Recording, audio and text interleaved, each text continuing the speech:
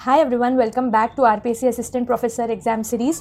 तो यहाँ पर है हमारा फिफ्थ क्वेश्चन बोल रहा है in an acid base catalysed reaction, और ये रिएक्शन आपको दे रखी है SH plus attaining steady state concentration and if K2 is very very greater than K inverse a concentration of A-1। ठीक है, इसका पहले तो मतलब समझते हैं। इसका मतलब ये है कि स्टेडी स्टेट कंसंट्रेशन आपको किसकी निकालनी है, SH प्लस की, जब कंडीशन ये हो। ठीक है, क्वेश्चन दिखने में कॉम्प्लिकेटेड लग रहा है पर बहुत आसान है। सबसे पहले ये देखते हैं कि स्टेडी स्टेट अप्रॉक्सीमेशन क्या होता है, क्योंकि यहाँ पर अगर हमें क्वेश्चन सॉल्व करना है तो हमें क्या लगाना पड़ेगा, SSA। किस पर लगाना पड़ेगा, SH प्लस पे। अब इसका मतलब ये होता है कि SH प्लस जो है, आप यहाँ पे क्लियरली देख सकते हैं, ना रिएक्टेंट में है ना प्रोडक्ट में है, ये इंटरमीडिएट स्पीशीज़ है।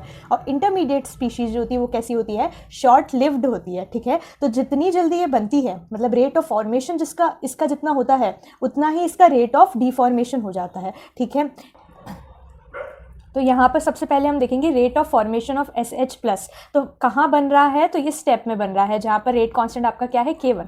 तो आप सिंपली लिखेंगे K1 multiply by concentration of reactants.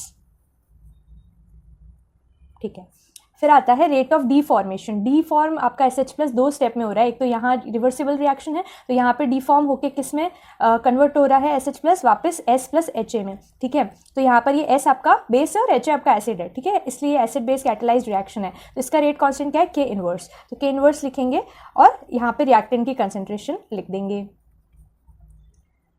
ठीक है, और ऐड करेंगे क्योंकि यहाँ पर भी डिफॉर्म हो रहा है, तो सारे डिफॉर्मेशन वाले जो है वो एक साइड लिखेंगे और ऐड करते जाएंगे। तो यहाँ पर जो डिफॉर्म हो रहा है, यहाँ पर रेट कांस्टेंट क्या है, K2।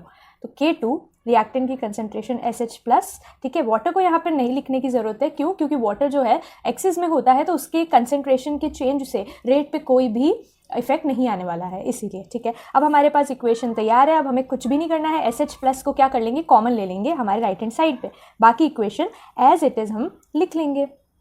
ठीक है, हमारे पास आ गया है SH प्लस की कंसेंट्रेशन कि ये जो K2 की वैल्यू है ये क्या है, काफ़ी ज़्यादा है। किसकी वैल्यू से, ये वाले टर्म से, जो कि है K inverse A to the power -1। तो इसका मतलब ये है कि अगर ये काफ़ी ज़्यादा है तो इसका मतलब हमें ये वाली टर्म ऐड करने की ज़रूरत नहीं है, क्योंकि इसके कंपैरिजन में ये टर्म तो नेग्लिजिबल है, बहुत ही छोटी है। तो ये टर्म हम यहाँ से क्या कर सकते हैं, हटा सकते हैं। तो अब हमारी फाइनल SH प्लस की वैल्यू क्या आ जाएगी, K1 concentration of S concentration of HA divided by K2।